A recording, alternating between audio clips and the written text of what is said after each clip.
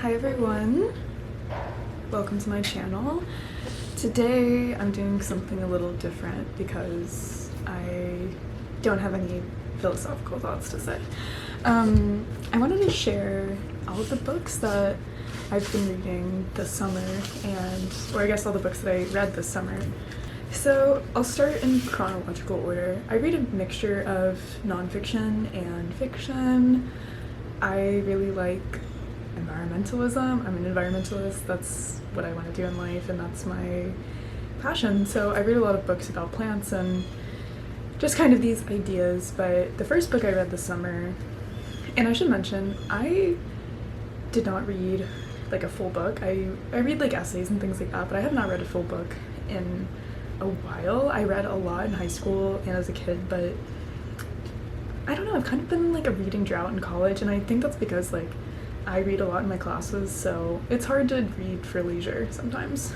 But it started with my stepmom giving me this book because it's coming out, or it came out as a show, and I don't know, it really just instilled my love for reading, and I'm missing a book that I left at my dad's house, but I'll just explain it. So this is One Day. This is by David Nicholls, and it's basically just the story over 20 years, I think it's 20 years, yeah, like on the same day every year, like where these two people are at, and they have like this complicated relationship, but it was a really sweet book and I liked it. But I do have to say, and this will come up again with another book that I read, I really struggle to read male authors when they describe women.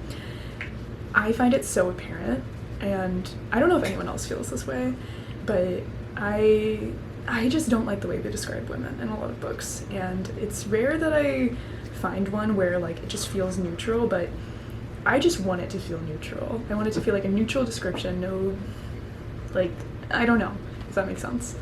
It's just weird. But this one wasn't that bad. The book that I read later was, but it was a really sweet story, and it was sad, but yeah, and it kind of like, it's a really easy read, and it just got me back into reading again, and so I'm grateful for it, even though not my favorite book. I think it's still good. If you like romance, if you like just stories, like if you're a Normal People fan, it's very Normal People. I think Normal People is definitely better than this, but yeah, like same vibes. Which one did I read? I think it was this one, Mushroom at the End of the World by Tsing. You can't really see it because it's like completely white. This book was good. I really liked the ideas in this book, and they kind of led me on a search for other ideas related to this. It has some really beautiful photography, and I kind of learned a lot about just like the interrelations between these like small economies such as mushroom foraging, and like how they relate to the bigger capitalist economy, and like the whole movement of environmentalism, and like just thinking about extraction as a means to an end. And so I really like the ideas in this book. I don't think it's the best written book for these ideas. I think it's very apparent that she's an anthropologist and not an environmental scientist or someone that thinks about these ideas specifically, because I feel like there's a lot more knowledge that could be gained if someone with more of an ecological basis wrote this.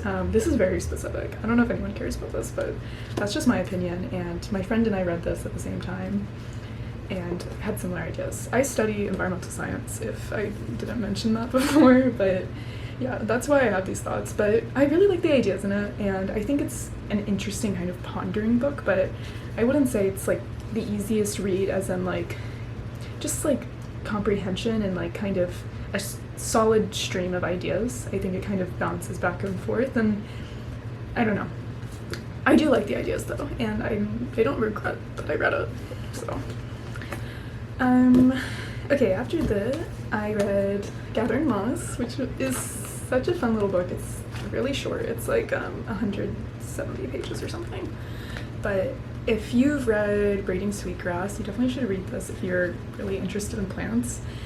I kind of want to reread it because I'm taking some more advanced ecology courses right now, and I kind of understand moss more from that level, and so I feel like I'd be able to kind of understand this even more after reading it again, and it's so short, so it's like, might as well. But mosses are so fascinating, and it's a natural and cultural history, so that's something that Robin Wall Kimmerer always does. You know, she incorporates indigenous history and values into her books, and I really love it. I want to read all of her books. I loved Breeding Sweetgrass, and this one's just as good if you love plants and you want to learn some specific knowledge. If you just want something as broad as Breeding Sweetgrass, I don't know if this is for you, but I love it. And now I just appreciate moss every time I see it. Like, they're so cool. After that, I read Pollution is Colonialism by Max Liboiron. I go to NYU, and they are an NYU alum, so I had a professor that taught them. And this was a really great read. I think there's also really great ideas in here. It's very, very clear. I love the way it's written. And there are a lot of footnotes, and I'm not a fan of footnotes because, like, I just want everything to be on the page. Like, just make the book longer. I don't care, I'll read it. But, like, footnotes, I'm like, do I go down and read this? Like, I never can decide if I want to read all of them or if I want to just read the book and, like, look when I'm interested. I don't know. I know there doesn't have to be a standard, but I always feel the need to, like, make a standard for myself. But yeah, this is a really important book to read, I think. Max Liboiron themselves is not indigenous, I don't believe, but they do incorporate a lot of indigenous ideas. I will say this book is a little out of date, even though it's new, because one of the citations, I randomly just decided to look up this professor that they mentioned, and, like, there was this big scandal that they actually weren't indigenous and they were lying about their identity, so that's kind of oops, but not Max Liboiron. Max Liboiron just quoted them, so can't fault them for that. But I think there's important ideas in here, and this has kind of started me to want to learn a lot more about microplastics, and I've always hated plastic.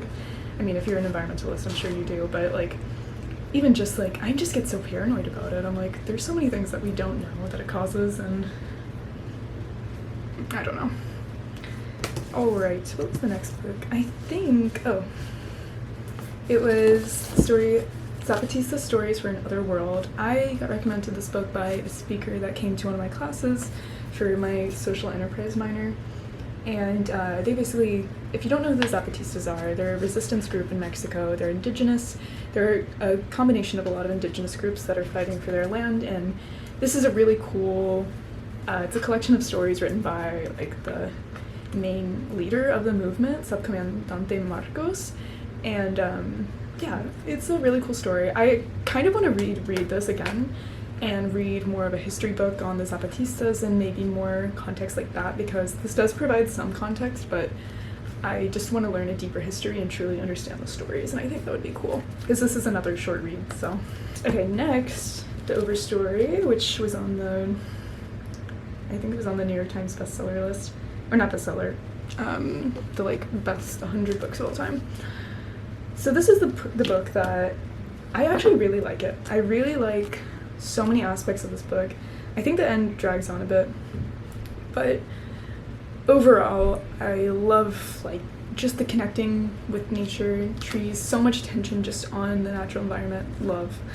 And I love the way the characters interact with it and find their own special ways of connecting to the forest and trees, and that's beautiful. I do think that this is a sufferer of male bias in how they view women. And it's not even, like, derogatory or negative, but it's just that, like, I am very aware with things that I don't think women would ever write about, like, a female character. Just, you have to read it to understand, but it's just certain descriptions that, like, really irk me, that it's just, like, over-sexualized, like, young girls for no reason. That's not even, like, relevant in the book, and also just, like, I don't know, none of that happens with any of the male characters, but almost every woman character has to have a male in their life, and it's not the same otherwise, so I just don't like things like that, and I notice it very easily, and it just disturbs me while reading it, and I know I'm being picky about that because it's overall a good story, but that's just my thoughts, and that's how I feel as a reader, so that's valid to me. Okay, after Overstory, I read The Light Eaters, which is a new book that came out by Zoe Schlanger. This book is like one of my favorite books that I've ever read as a nonfiction book.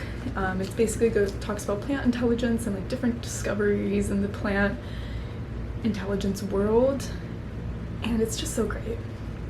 I just love this book. If you like anything about plants, it's such a fascinating book, and yeah, there's just so many discoveries, and it like just filled my mind with wonder again. I think I was in like a curiosity drought, like where I just was kind of only thinking about like news and politics and just being informed on that, but I was like, I don't really care about anything else. And now I'm kind of like finding new avenues in plants and botany to explore, and it's really fun. So another book that I don't have because I gave it to a friend is The Sixth Extinction, which is another really good book, and it was written a couple of years ago. It's a climate change book, and it goes through like the 6 different extinctions in Earth's history, and goes through like the historians and people that contributed to like discovering these extinct animals and how we even came to the idea of extinction and evolution. And it's such a great book. I cannot recommend it enough.